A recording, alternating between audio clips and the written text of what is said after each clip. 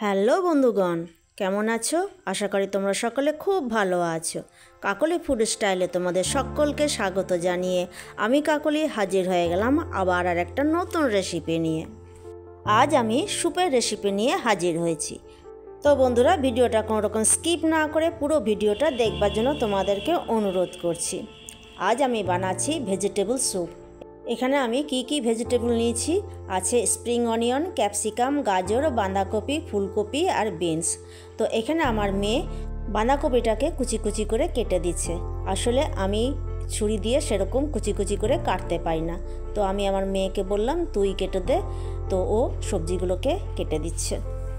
সবজিগুলো কাটতে কাটতে কিছু কথা বলি। যারা আমার নতুন বন্ধু হচ্ছ তাদেরকে বলবো যে বন্ধুরা, তোমরা 24 ঘন্টা অপেক্ষা করো, আমি তোমাদেরকে সবাইকে ব্যাগ দেবো। আর কেন ব্যাগ দেবো না বলো? আমরা তো সবারই হাত ধরে এগিয়ে যাব, তাই না? আর যারা যারা আমার নতুন বন্ধু হচ্ছ তারা কিন্তু অবশ্যই কমিউনিটিতে একটা মেসেজ দিয়ে দিও, তাহলে কিন্তু আমার খুঁজে পেতে সুবিধা হবে। তো এখানে আমার সবজিগুলো সব কাটা হয়ে গেছে। এখানে কেটেছি ক্যাপসিকাম, বাঁধাকপি, ফুলকপি, স্প্রিং অনিয়ন, বিনস আর গাজর। আর এদিকে কেটে নিয়েছি আদা, পেঁয়াজ আর রসুন। এবার চলো রান্নাটা চাপাবো। তার জন্য আমাকে চলে যেতে হবে কড়াইয়ের কাছে। কড়াইটা চাপিয়ে দিয়েছি। কড়াই দিয়ে দেবো 1 চামচ ঘি। তো 1 চামচ ঘি দিয়ে দিলাম। ঘিটা গলা পর্যন্ত অপেক্ষা করব। ঘিটা গলে গেছে। এখন দিয়ে দিচ্ছি রসুন কুচি, লঙ্কা কুচি আর আদা কুচি। এখন এই 3টে জিনিসকে ভালো করে লাল লাল করে ভেজে নেব। তো দেখো এখানে আদা রসুনটা একটু লাল লাল হয়ে গেছে। এই পর্যায়ে এসে পড়ে এখন দিয়ে দেবো ওর মধ্যে পেঁয়াজ কুচি। পেঁয়াজ কুচিটাকেও একটু হালকা করে ভেজে নেব। তো পেঁয়াজ কুচি আমার ভাজা হয়ে গেল।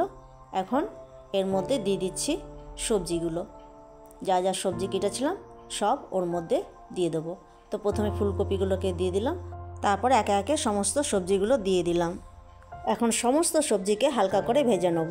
আর প্রত্যেকবারের মতো এবারও মনে করিয়ে দিই, যে সমস্ত নতুন বন্ধুরা আমার ভিডিওগুলো দেখছো অথচ এখনও পর্যন্ত আমার চ্যানেলটাকে সাবস্ক্রাইব করোনি, তাদেরকে আমি বলবো তোমরা তাড়াতাড়ি করে আমার চ্যানেলটাকে সাবস্ক্রাইব করে আমার পাশে থেকে যেতে পারো।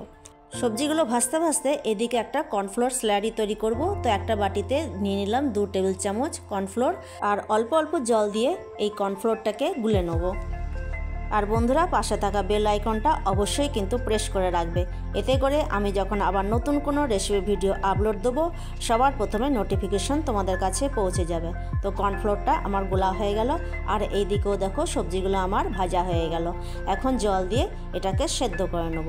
এখন অল্প একটুখানি জল দিলাম, পরে যদি আবার জল লাগে তো তখন আবার জল দিয়ে দেবো। আর এখন এটাকে 5 মিনিটের জন্য ঢাকা দিয়ে রেখে দেবো। তো 5 মিনিট পর ঢাকাটা খুলে নিলাম। এখানে সবজি দেখো টকবক করে ফুটছে আর সবজিগুলো সেদ্ধ হয়ে গেছে। সবজিগুলোকে এখন একটু ঘেটে নিলাম। এরপর দিয়ে দিচ্ছি এর মধ্যে কিছু উপকরণ। তো সবার প্রথমে দিয়ে দিলাম স্বাদ অনুযায়ী নুন,